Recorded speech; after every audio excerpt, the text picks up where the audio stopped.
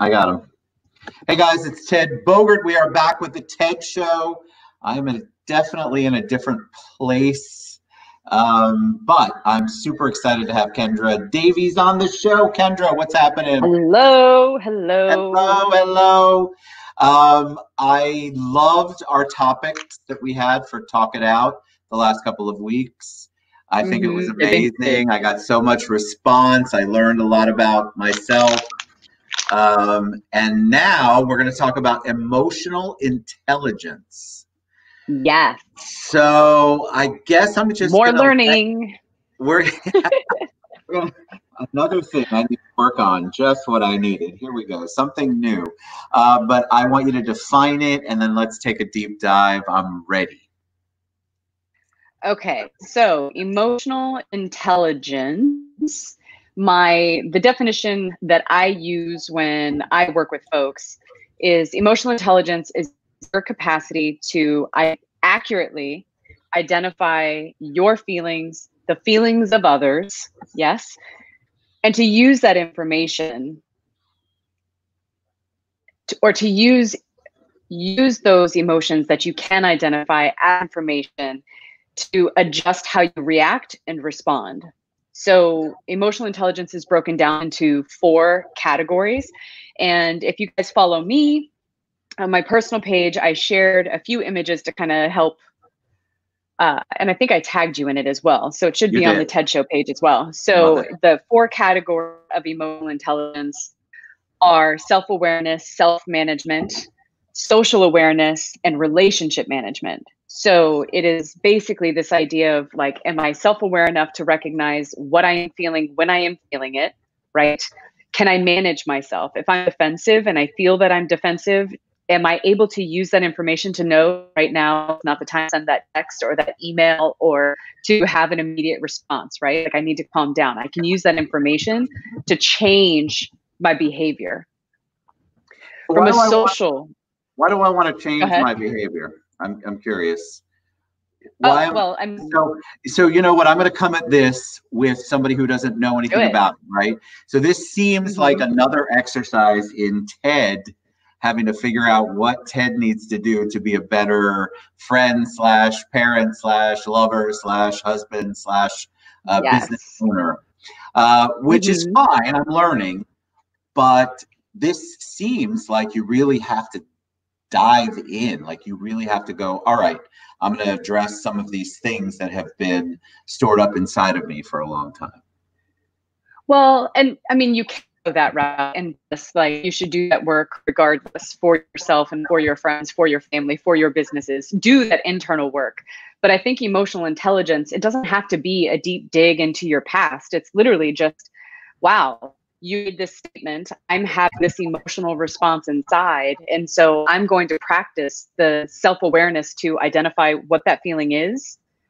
Like, what does it actually feel like? Why do I feel this way? What prompted me to feel this way? Was it really just what you said? Or was it that, you know, we talked about before how words only hurt what's already there. So am I upset because what you said is actually terrible and you should never have said it? Or am I offended because there's some piece of me that's afraid that it's already true, right?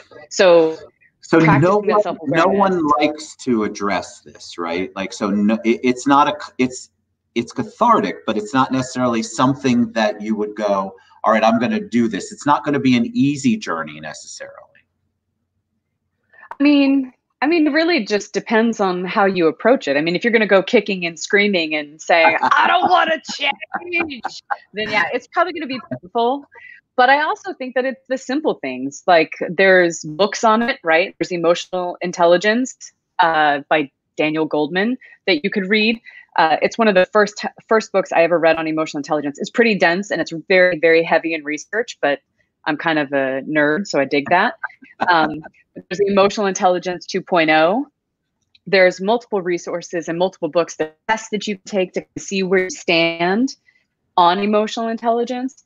It doesn't have to be a hard journey. And it also doesn't have to be like therapy. It's literally just like, wow, what is this that I'm feeling? What does anger feel like in my body? How do I know when I'm stressed? So I'm one of those people, and Ted, you might relate to this. Like I have trauma, right, in my past. So I tend to not feel stressed, right? So if you're like, Kendra, are you stressed? Wow, you got a lot on your plate. I'm like, nah, I'm fine. I'm fine. Correct. Everything's good. Everything's good. But wonderful. I'm not sleeping. But I'm not sleeping well. I'm making shitty food choices. Like, you know, like my stomach stops working altogether. You know what I'm saying? Like, like I'm having in my body is stressed. But here I'm like, nope, I flipped that switch off. I'm fine. Everything's great.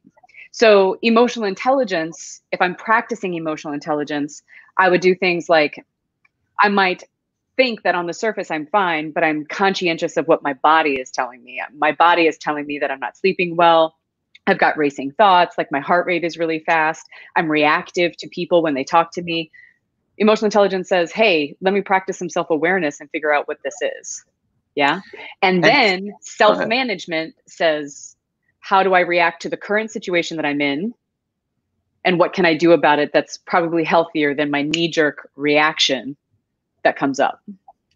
Do you find that people are, I don't know, it seems like people would be a little bit leery of trying to figure out self-management, because self-management seems like self-control, and we're not, we say that we are really good at self-control, and most of us have a challenge with that. Sure. And just because it's challenging doesn't mean it shouldn't be done. Correct. Like I'm of the mindset that I do hard things. And so when I experience that sensation of resistance, that I don't want to be wrong, I need to be right, like particularly in situations that are really common for people, like getting feedback. If my partner's giving me feedback, if my kid's giving me feedback, if I'm getting feedback from a client or at work, those are the situations where you can be super mindful of what's going on here and recognize that it doesn't serve you to have those knee-jerk reactions. That defensiveness that comes up, it probably isn't about the actual situation in front of you, but about something else that you've brought to the table. So being able to give yourself time and space to parse that out, you don't even have to deal with that thing that you brought to the table. I don't care if you deal with it, but you just change the way you react in the moment. You say, okay, that doesn't have anything to do with Janet not fixing the printer. You know what I'm saying? Like she used the last bit of the ink. She didn't replace the ink cartridge. Damn you, Janet. But like my anger doesn't justify the wrongdoing that I'm responding to. Well, so let me check myself. You know that Janet is probably the 75th person refilling the ink, and they've been mad at all 75 people. And it has nothing to do with the refilling of the ink. And I think we prefer, I believe, to go the easy route. So we want to focus on Janet because that's something tangible right here. I can blame her. She's not in my wheelhouse, so it doesn't matter if I blame her. And then we don't deal with anything. So guess what? We repeat the same behavior, the same consequences, the same relationships over and over and over again. Yeah. And we don't deal with it. The emotional intelligence challenges you to figure out how to deal with things better. Correct. Which is the second part, right? So now we have social awareness. So we'll use Janet as the example. We love Janet. I love Janet and Karen. Love them all. So Janet doesn't replace the ink cartridge. We get mad, right? And then let's say that conflict ensues with Janet. So the choices that we can make here, our social awareness might tell us that Janet is obviously having a bad day. We might notice that as we're approaching her at her desk, she's tapping her fingers. She's got a furrowed eyebrow. She looks like she might actually be upset. Social awareness is just being able to say, okay, well, Janet is not giving me the happy face. So perhaps I can deduce that Janet may not be having a good day. Right. Relationship management, that fourth piece of emotional intelligence, tells me that perhaps she's upset, not having a good day.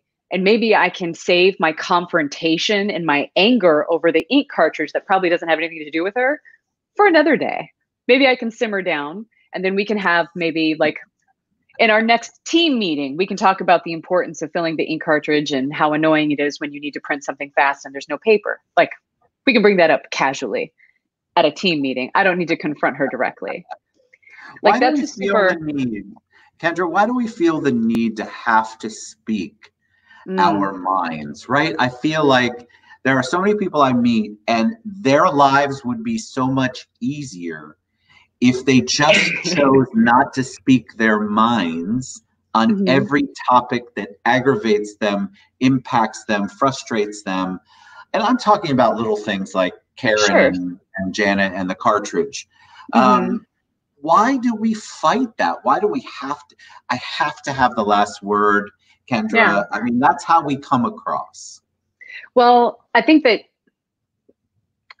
you hit it right on the head when you talked about, like, it's just, one, it's easier from a mental capacity. It's easy if I can just assign blame, right?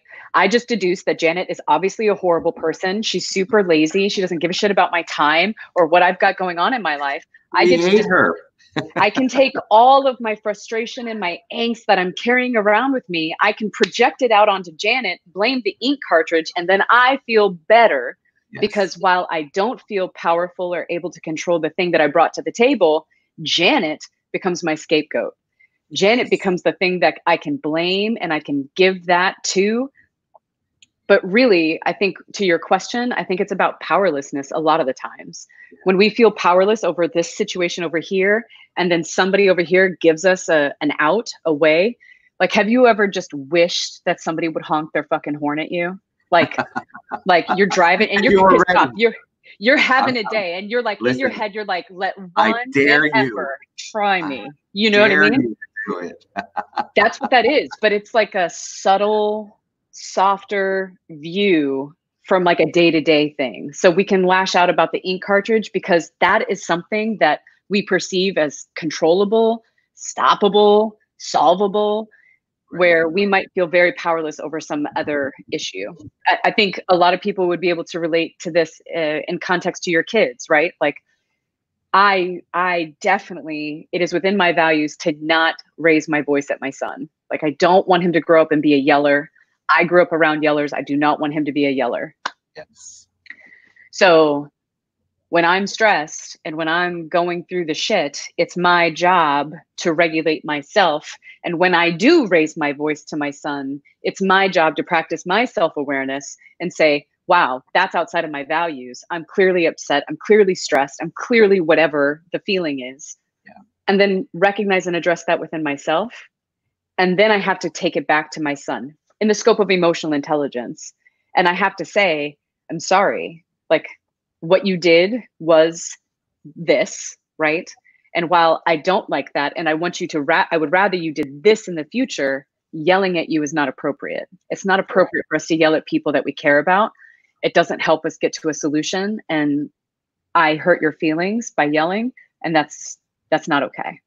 But we don't want to, hey, Gabby and Kim, we don't want to take responsibility. If we admit that our reaction wasn't the right reaction, given the circumstances, then we have to take this responsibility on that maybe the problem's us, and nobody wants to admit that the problem might be you. Yeah, man. Nobody wants that. Let me turn this down. I'm looking. Yeah, no, I think that taking responsibility, you know, we talked about radical responsibility weeks ago.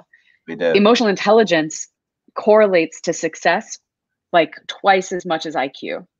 Like, your capacity to be emotionally intelligent and responsible, it is going to propel you further than any other intelligence. It's going to help navigate rooms that you probably don't even believe you can find yourself in, right? It is a powerful, powerful tool because it helps you understand and access empathy and compassion in situations where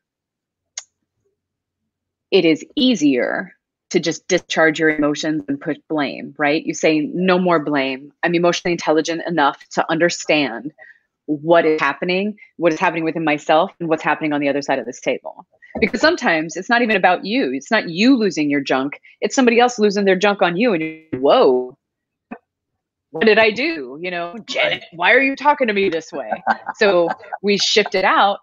But the emotional intelligence says, wait a minute, like, I just didn't change the ink cartridge. Like, Ted shouldn't be yelling at me over this, right? Maybe Ted's having a bad day. I know that not changing the ink cartridge is annoying, but perhaps it's not worth yelling. at the office. Correct. So I can manage that relationship and come to you and say, hey, I can tell that you're really upset. I'm sorry, I did not replace the ink cartridge. You're 100% correct. I will correct that moving forward. I hope you have an excellent day. I hope your day gets better. And I can just walk away. And not I don't in an need to FU confront way, you. in a real way. Yeah. Yeah, like a real, I want you to enjoy your day because I'm kind of getting in touch with myself. It's not an FU moment. Exactly. And this is that's the difference between emotional intelligence and any other practice. It's that I'm going to just say, like, I understand what's happening here. I don't need to be like, are you yelling at me right now? Do you know who you are talking to? You know, like, I don't have to do that because I know that the way you're responding doesn't correlate with the thing that I did wrong. Like, it doesn't make sense. Do you get what I'm saying? So I can use my emotional intelligence and my relationship management to say, Ted's probably having a bad day. I'm probably going to have to talk to him about yelling at me later because that's inappropriate and I don't like it. But in this moment, I really need to put him in his place. And if I pick a fight now, I'm probably not going to get anywhere. Well, I mean, that's the thing, because our natural reaction, by the way, Rose, I love you. Stacy's on, Gabby's on. Hi. Sweet, sweet people. I think people just get caught up in, okay, if you've made me mad, then I'm going to get mad at you. And there's no rationale to it. It's just our knee-jerk reaction, which you mentioned earlier. And so if I happen to be Janet and you're mad at me about that, well, then how I have to be in touch with my emotional intelligence in order not to react and strangle your neck because I didn't happen to do the cartridge. Ridiculous. Yeah. But there's so much going on in each person's life, and we have to figure out how to not. I've seen people lose their minds in Publix. I've seen like people lose their mind over stuff. I'm like, that's not even what they said, or you know, you have some culpability here, and nobody wants to hear it. No, and I think that emotional intelligence is recognizing that in those situations where people are losing their shit, it is not time to say, hey, you're wrong. It's the time to say, hey, I can tell that you're really upset. You know what I mean? Like, this is obviously a tough time for you, and you're in the middle of Publix losing your junk. It's probably, I'm going to go out on a limb and say you're having quite a day. So, like, now, I think emotional intelligence is knowing when to intervene in those situations and when to not. Like, what battle is actually your battle, right? But emotional intelligence is also recognizing that we can hold space for other people to have emotional reactions. It's not an invitation to react every time. It really doesn't have to be. Now that somebody that I love dearly happens to be watching this show, my comment to that would be, not every battle is your battle to fight. And not every battle is you fighting.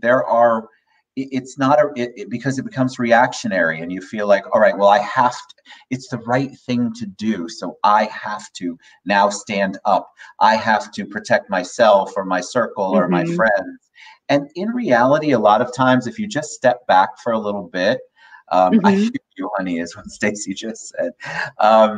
If you step back for just a little bit, you realize that it isn't yours to take on most of the time. And then you bring yourself drama and negativity by challenging that and going, I'm going to be the crusader. I'm the one. So you said something nasty to Kendra. Well, guess what? I'm going to take up for Kendra. Not knowing everything that happened, not knowing where Kendra's at, not knowing where the other person is at. And then people get involved. And then they don't listen to, or they don't take the step back that I think that they need to. Yeah. And I feel like, again, emotional intelligence is going to be the practice of recognizing, is this a battle that is mine? And listen, if it violates your values, if you believe that we're talking about a situation of injustice, and I believe in the current climate, we're all being faced with things like that, then you got to stand up. You got to stand up if that's what you feel is like truly aligned with you. And there's ways that you can do it in an emotional, intelligent, compassionate way. And sometimes it needs to be a confrontation, and emotional intelligence lets me know where do I need to come in at a 10, or can I handle this at a 2? Do I need to de-escalate this so we can actually have a conversation and find resolution? Or am I in a dangerous situation, right? Like there's the situation that you're describing can have a bunch of nuance. So I don't want it to come off like we're saying blanket, don't react. We're saying incorporate, like read the room, pay attention to your audience, know who you're talking to, and then also pay attention to what's going on within yourself. At the end of the day, when we take these 4 parts of emotional intelligence and we put them together, what we're really talking about is, do I understand what's happening within myself before I have this reaction, right? Yes. How can I manage my own personal reaction? Am I being reactive?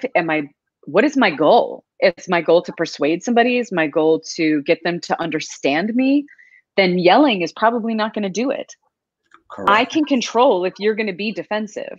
Do you know what I'm saying? Like, I know that if I approach you and I say, listen, I love you. I want to have this conversation and it's hard, but we have to have it, right? If I come at you like that and then I lay the groundwork for how I'm going to approach it, if you choose not to accept it, then you choose not to accept it.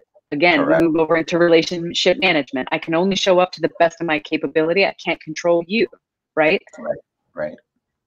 So at the end of the day, how do I feel? How do I use that information to decide if I'm in the best headspace to actually have this conversation? What is the goal of my conversation? And then where is the other person at? Are they going to be in a position to even hear what I have to say? Correct. Or do care. I just need to, No, like think about like when you're in the shit, when you're mad, are you like, hey, can you like help point out where I went wrong here?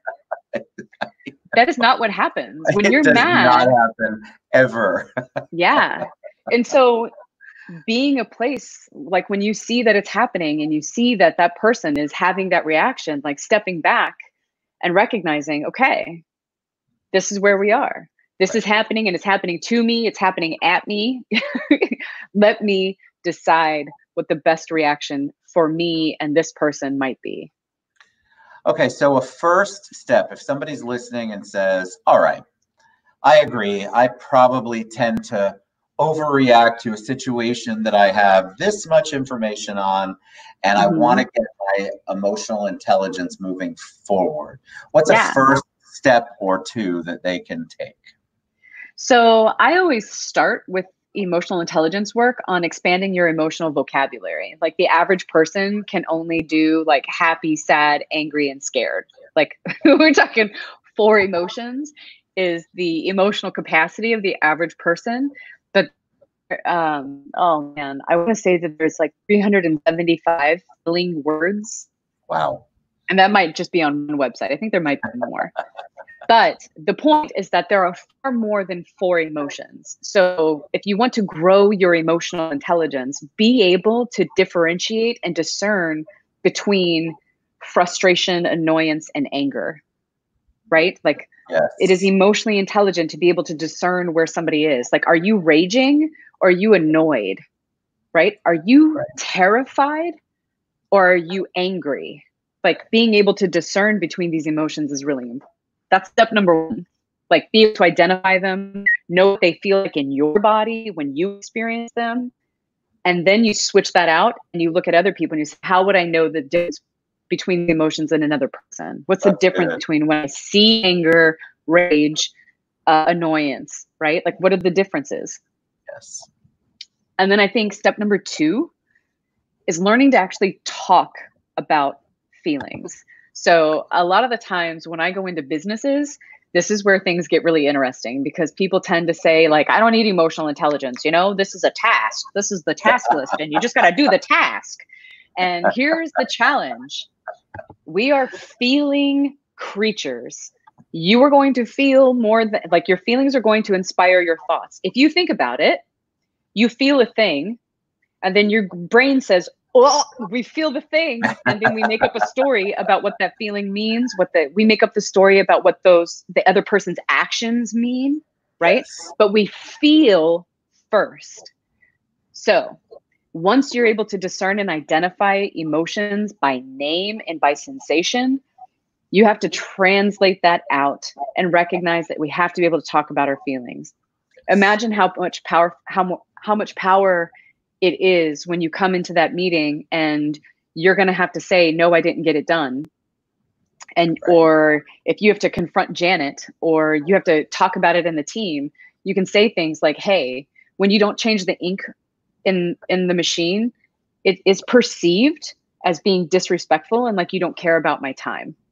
Right. And then I feel frustrated. I feel annoyed. I feel like I'm not supported. I feel like we're not a cohesive team. Right. Like, and again, I'm assuming that the ink cartridge is like a repetitive thing. We're not, this isn't like just a one-off. Janet didn't do it once, multiple times. So, but being able to adequately express how you feel in a completely owned position, not you make me feel, but like I feel this way. Right. Like I feel this way. And then letting that situation come out, like letting them tell you how they feel and you not making up stories and getting attached to what those feelings mean. Right. Correct. Your own crazy narrative. You got to keep that shit in check. I'm not judging. Mm-hmm. Nope. We all have our own crazy narrative. Trust me. Yeah, we do. All right. So let's say somebody wants to get in check with their emotional intelligence or wants to learn more, or they want you to be their life coach. How do they reach out to you?